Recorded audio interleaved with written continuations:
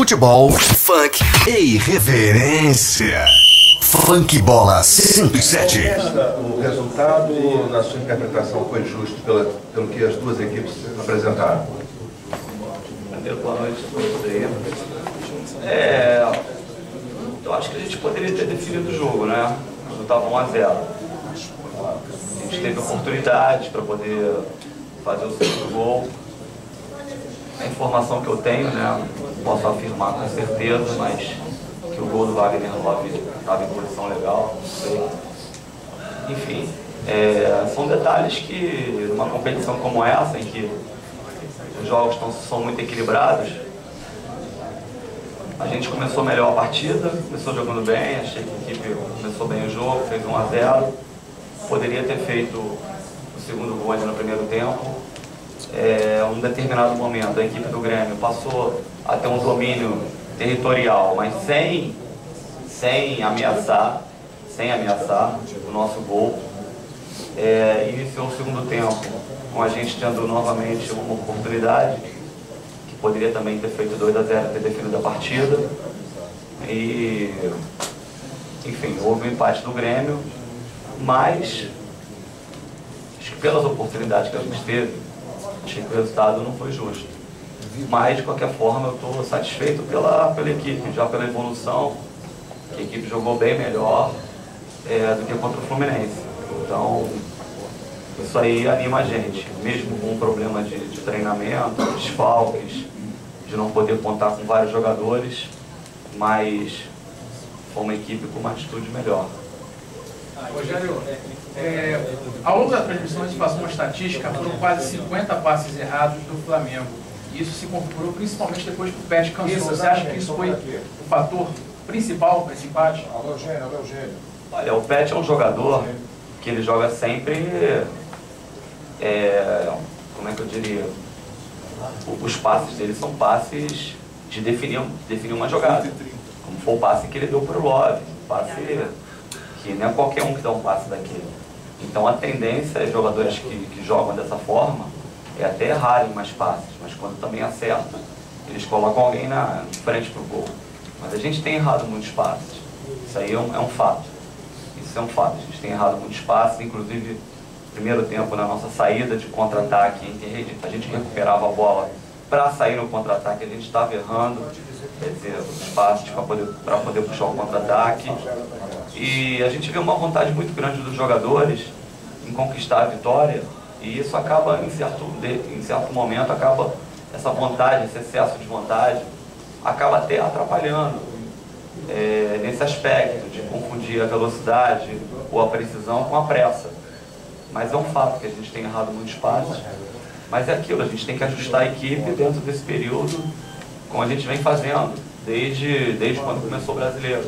Ajustando, de repente, um treinamento na véspera do jogo, conversando, mas de qualquer forma eu estou satisfeito com o rendimento da equipe. É óbvio que a gente precisa de muita coisa, melhorar muita coisa para poder brigar lá na frente, mas dentro das circunstâncias que a gente tem hoje, também não é ruim.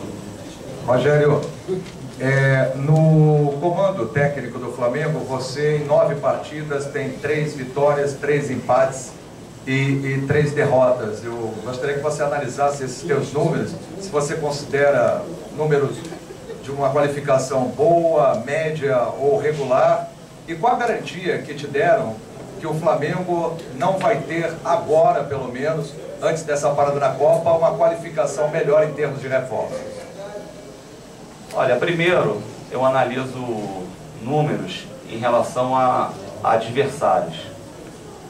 Por exemplo, o Campeonato Carioca, com todo respeito ao Campeonato Carioca, tirando o Campeonato Paulista, que é um campeonato muito equilibrado, os outros campeonatos não servem de referência para nada.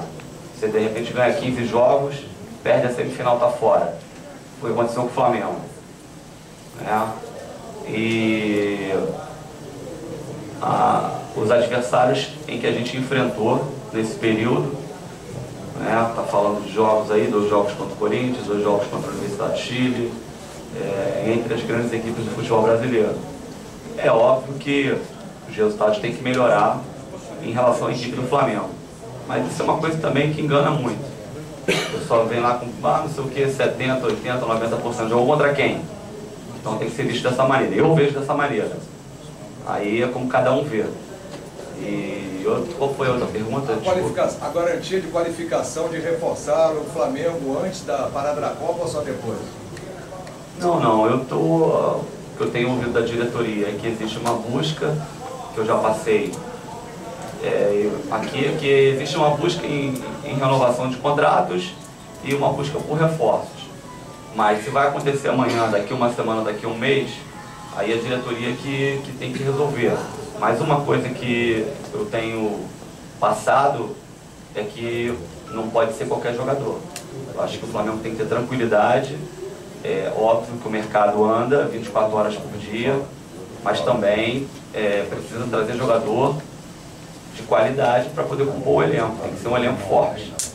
A gente vê a equipe do Grêmio hoje com vários desfalques também, mas jogadores de qualidade, quer dizer, não que o Flamengo não tenha, mas precisa, não tem que sair contratando de qualquer maneira. E eu tenho visto isso em relação à diretoria do Flamengo. O Rogério, você perdeu hoje o Camacho e também o David por causa dos cartões amarelos, mas tem a volta do Álvaro. Já dá para pensar mais ou menos essa situação de zaga, já que hoje atuou com 3 zagueiros, até do meu ponto de vista foi bem nessa escalação. Você já tinha testado o Romulo ali como uma terceira opção na zaga. Enfim, para a partida do Palmeiras, já dá para pensar, fazer um planejamento mais ou menos? O fato bom é, quer dizer, a gente deve ter a volta do Fernando, tem a possível volta do Toró, o Álvaro já voltou, a volta, tanto jogador no DM, deve ter a volta do Maicon, enfim, então ainda é óbvio que a gente tem mais voltas do que saídas, né? Então já melhora as coisas. Em relação à questão dos 3 zagueiros, foi a melhor formação que eu achei, até pelo fato do Grêmio jogar com 2 atacantes praticamente enfiados, 2 atacantes de frente. E o Romulo é uma função diferente. O Romulo ele não é zagueiro. Ele pode exercer uma função de terceiro zagueiro numa situação em que uma equipe jogue com um atacante e um outro meia chegando, até um atacante que gire bastante, enfim, é uma situação diferente. Então realmente hoje eu também gostei, mas é aquilo, seja qualquer sistema, 3 zagueiros, 3 atacantes, enfim, tem que ser trabalhado, mas a resposta deles